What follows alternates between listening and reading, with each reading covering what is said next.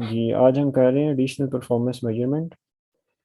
Exam में वो marking scheme आई है, उसके अकॉर्डिंग ये एपीएम जो है इनके ऑलमोस्ट 18 मार्क्स जो है ना वो आने के चांसेस हैं पेपर। यानी पेपर में से 18 नंबर इसके एपीएम से रिलेटेड आएंगे, क्वेश्चन में आ सकते हैं। एडिशनल परफॉर्मेंस मेजरमेंट होता ये है कि बिजनेसेस जो हैं उनको डिफरेंट केपीआईज चाहिए होते हैं, की परफॉर्मेंस इंडिकेटर्स। वो इसलिए चाहिए होते हैं कि कुछ चीज़ें तो वो हैं जो कि स्टैंडर्ड की रिक्वायरमेंट है, जैसे फाइनेंशियल अकाउंटिंग सारी जो है वो रूल्स एंड रेगुलेशंस के अकॉर्डिंग होती है। लेकिन इसके अलावा कुछ शेयर होल्डर जो हैं वो चाह रहे होते हैं कि उन्हें कुछ अंदर की भी नो हाउ आए कि बिजनेस किस तरह ऑपरेट कर रहा है, क्या सूरत हाल है। डिफरेंट की परफॉर्मेंस इंडिकेटर्स जो हैं अगर उन्हें प्रेजेंट किए जाएँ तो वो उन्हें बेहतर जो है वो कंपनी के बारे में इंफॉर्मेशन मिलती है। तो एज एन इन्वेस्टर भी उनके लिए वो बड़ी फ़ायदेमंद होती है। तो इसीलिए जो है ना ये एडिशनल फिर परफॉर्मेंस मेजरमेंट्स जो हैं वो उन्हें केपीआईज़ या डिफरेंट रेशोज़ की फॉर्म में उन्हें चीज़ें जो है वो फाइनेंशियल स्टेटमेंट्स में प्रेजेंट की जाती हैं। तो जिस तरह कॉस्ट अकाउंटिंग है वो एक मैनेजमेंट का इंटरनल इशू होता है, तो वो मैनेजमेंट की मर्ज़ी चलती है, उधर वो जिस तरह की चाहे उस तरह की कॉस्ट अकाउंटिंग कर सकती है।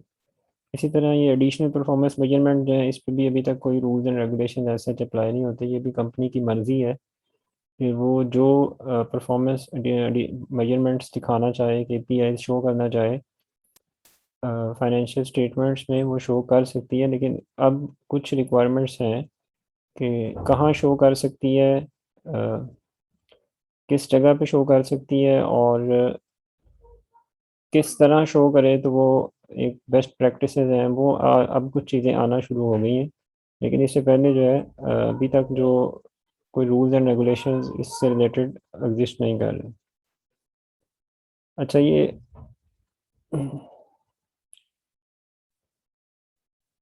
अब अगर हम आईएएस और आईएफआरएस के अकॉर्डिंग देखें तो नॉर्मली फिक्स्ड फॉर्मेट्स होते हैं। ओके, किस तरह जो है वो किस चीज़ को कहाँ पे लेके जाना है, क्या एसेट है क्या लाइबिलिटी है। लेकिन बिजनेस वाइज देखा जाए तो कंपनीज जो है वो डिफरेंट होती हैं। तो अगर उनकी यहाँ पे हमें डिटेल्ड परफॉर्मेंस मेजरमेंट चाहिए तो उसके लिए अकाउंटिंग स्टैंडर्ड जो है वो एनफ नहीं होंगे। तो यूज़र जो है वो डिमांड करते हैं additional performance indicators for in depth analysis. तो इसी मकसद के लिए ये एडिशनल परफॉर्मेंस मेजर्स जो है वो फिर डिटेल में उन्हें चाहिए होते हैं, ताकि वो कंपनीज़ के बारे में more and more know how उन्हें हो सके। तो शेयर होल्डर्स जो हैं बेसिकली वो उसकी कंपनी की असलियत जानना चाहते हैं कि कंपनी एक्चुअली कर क्या रही है, उसमें क्या चल रहा है। तो अकाउंटिंग स्टैंडर्ड्स के अलावा उन्हें कुछ डिटेल्ड इन्फॉर्मेशन, कुछ इंडिकेटर्स चाहिए। तो वो इंडिकेटर्स हम प्रोवाइड करते हैं उन्हें एपीएम के थ्रू। अच्छा, अब सबसे पहले है EBITDA, earning before interest tax depreciation and amortisation. इसके बारे में हम ऑलरेडी पढ़ चुके हैं, पहले भी अब 7 में भी ये था। तो ये जो एबिटा होता है बेसिकली ये हमारा कैश प्रॉफिट है, यानी वो वाली अर्निंग्स जिनमें से भी इंटरेस्ट भी लेस नहीं हुआ, टैक्स भी लेस नहीं हुआ, डेप्रिसिएशन और अमोर्टाइजेशन भी लेस नहीं हुई। ठीक है, क्योंकि ये सारे एक्रूवल बेस्ड फिगर्स हैं, तो ये इनको लेस किए बगैर आपका जो अर्निंग्स हैं इनको हम कैश प्रॉफिट भी इसको एबिटा को कहा जाता है। ठीक है, तो इसमें से ये सारी चीज़ें जो लेस हुए बगैर जो फिगर होती है ये एबिटा होता है। ये नॉर्मली हम शो नहीं करते, लेकिन जब एडिशनल परफॉर्मेंस मेजरमेंट्स में आते हैं तो फिर हम इसको फाइनेंशियल स्टेटमेंट का पार्ट बना देते हैं। क्योंकि एज सच रिक्वायरमेंट नहीं है, हम जब हम इनकम स्टेटमेंट वगैरह बनाते हैं तो उसमें एबिटा वाली फिगर नहीं होती हमारे पास। तो ये एक सेपरेटली जो है वो कंपनीज अब प्रेजेंट कर रही हैं एपीएम की फॉर्म में, सिर्फ और सिर्फ शेयर होल्डर्स को दिखाने के लिए कि एक्चुअली कैश प्रॉफिट हमारा, अगर कोई कैश प्रॉफिट के बारे में जानना चाहे तो उसके लिए जो है वो एबिटा हमारे पास हो, कि ये एक तरह से आपका कैश प्रॉफिट है। तो ये आप समझ लें कि सेल्स में से जब कॉस्ट ऑफ सेल्स लेस हुई होंगी तो ग्रॉस प्रॉफिट के आसपास की ये कोई चीज़ है। ठीक है।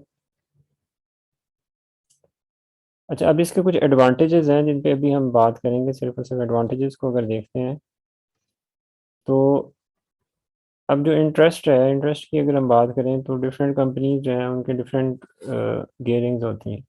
लेट्स से एक कंपनी है उसकी हाई गियरिंग है तो उसका इंटरेस्ट हाई होगा। ज़्यादा उसने लोन लिया हुआ है तो ज़्यादा इंटरेस्ट पे करेगी। इसी तरह एक लो गियर्ड कंपनी है तो उसका इंटरेस्ट कम होगा। तो इसकी बेसिस के ऊपर अगर हम कहें कि जी हम परफॉर्मेंस में जो है वो जब कंपैरिजन में जाया जाएगा कि पर्टिकुलर सेक्टर में लेट्स से हम कंपनीज़ का कंपैरिजन कर रहे हैं, तो उसमें अगर एक कंपनी का इंटरेस्ट हाई है क्योंकि उसका लोन ज़्यादा है तो उसकी परफॉर्मेंस हम मेजर करें उसकी बेसिस पे तो वो तो ठीक नहीं है। क्योंकि वो ऐसी चीज़ है कि जो अभी फ़िलहाल करंटली उस कंपनी के कंट्रोल में नहीं होगी। वो जो मैनेजर है अगर आपने उसकी परफॉर्मेंस असेस करनी है तो उसके लिए ये एक अच्छा फिगर नहीं है कि आप उसकी फिगर जो है इंटरेस्ट के थ्रू उसको देखोगे कि इसकी कंपनी के कितना इंटरेस्ट लिया होगा। ठीक है? तो ये इस तरह कंपैरिजन भी डिस्टॉर्ट होगा अगर आप 2 कंपनी का कंपैरिजन कर रहे हो, एक हाईली गियर्ड है, एक लो गियरिंग वाली है, तो वो कंपैरिजन बनता नहीं है। तो इसलिए बगैर इंटरेस्ट लेस किए जो फिगर होगी that will be more accurate. इसी तरह अगर आप डिफरेंट स्टेट्स होती हैं यूएसए में, अब डिफरेंट स्टेट्स हैं तो हर स्टेट्स के डिफरेंट टैक्स रेट्स हैं। तो अब एक कंपनी जो है वो एक हाई टैक्स रेट वाली स्टेट में अगर काम कर रही है, उसका टैक्स रेट हाई है, तो उसका अगर हम टैक्स कंपेयर करेंगे एक दूसरी कंपनी के साथ जो कि किसी और स्टेट में काम कर रही है, उसी सेक्टर की हो बेशक, तो वो भी एक अच्छी चीज़ नहीं है क्योंकि वो कंपैरिजन लाइक विद लाइक नहीं बनता। और ये चीज़ें जो हैं ये कंपनी की जो टैक्स रेट्स की डिफरेंसेस हैं डिफरेंट स्टेट्स के, ये कंपनीज के कंट्रोल में नहीं है। तो इसकी बेस पे भी आप उसकी परफॉर्मेंस असेस नहीं कर सकते। इसी तरह जो डेप्रिसिएशन है, अमोर्टाइजेशन है, ये भी एक जजमेंट है। और उसके अलावा ये भी है कि जितने एसेट्स आपके पास ज़्यादा होंगे उतनी आपकी डेप्रिसिएशन ही भी ज़्यादा होगी। तो इसको भी अगर हम एक्सक्लूड कर दें तो दैट विल बी गुड, एक अच्छी चीज़ है। एक कंपैरिजन के लिए एक फिगर जो आपके पास आती है कैश प्रॉफिट की फॉर्म में, एबिटा की फॉर्म में, वो एक एक बेहतर चीज़ है जो कि आप शेयर होल्डर्स को दिखा सकते हैं कि ये हमारी परफॉर्मेंस है। तो एबिटा जो है वो ऑलमोस्ट कैश प्रॉफिट है। कैश प्रॉफिट से क्या मुराद है कि ये बेसिकली वो प्रॉफिट है कि जितना हमारे अकाउंट में इतने पैसे आने चाहिए, यानी इतने पैसे अकाउंट में हमारे आ रहे होंगे, एक तरह से कैश प्रॉफिट है। तो जो लिक्विडिटी है, जो बैंक बैलेंस है, जो पैसा पड़ा हुआ है बैंक में, उसके अकॉर्डिंग और जो प्रॉफिट है उसके दरमियान अगर आपने ब्रिज बनाना हो तो वो एबिटा बनता है, ब्रिज। क्योंकि नेट प्रॉफिट जो टोटली डिफरेंट होता है ना कैश प्रॉफिट से, वो तो सारा कुछ लेस करने के बाद ईच एंड एवरीथिंग वो आता है आपके पास नेट प्रॉफिट।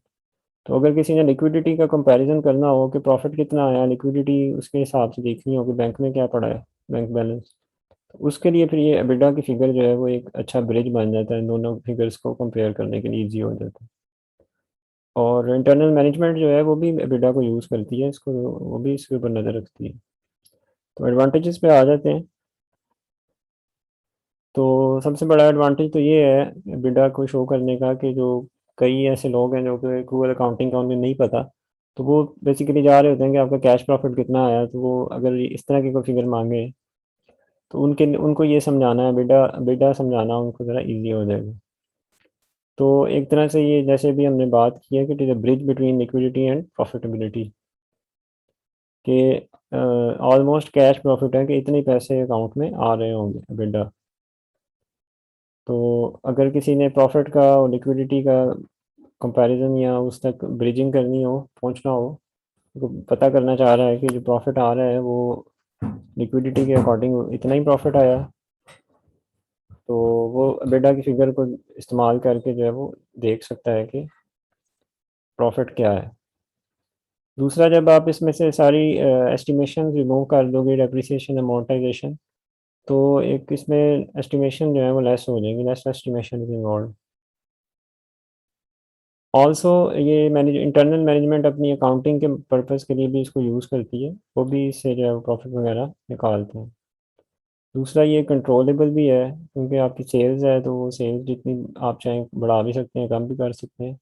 तो एक तरह से आपका कंट्रोलेबल भी है। फिर कंपेरेबल भी है, डिफरेंट कंपनीज़ के अगर आपने प्रॉफिट्स देखने हैं कि किसकी कितनी सेल है, कितनी कॉस्ट आ रही है, तो वो उसके लिए भी जो है वो आपके लिए कंपेरेबल भी है। तो ये एडिशनल परफॉर्मेंस मेजरमेंट के ये एडवांटेजेस हो गए, डिफरेंट एडवांटेजेस हैं इसके। लिक्विडिटी एंड प्रॉफिटेबिलिटी के दरमियान ब्रिज है, लेस एस्टिमेशन कम इन्वॉल्व है क्योंकि डेप्रिसिएशन अमोर्टाइजेशन नहीं है। फिर सेल्स की फिगर है और कॉस्ट ऑफ सेल्स आ रही है तो कंपेरेबल है, डिफरेंट कंपनीज को आप कंपेयर कर सकते हो। इंटरनल मैनेजमेंट अकाउंटिंग पर्पस के लिए भी इसको इस्तेमाल करती है और ये आल्सो कंट्रोलेबल भी है ये।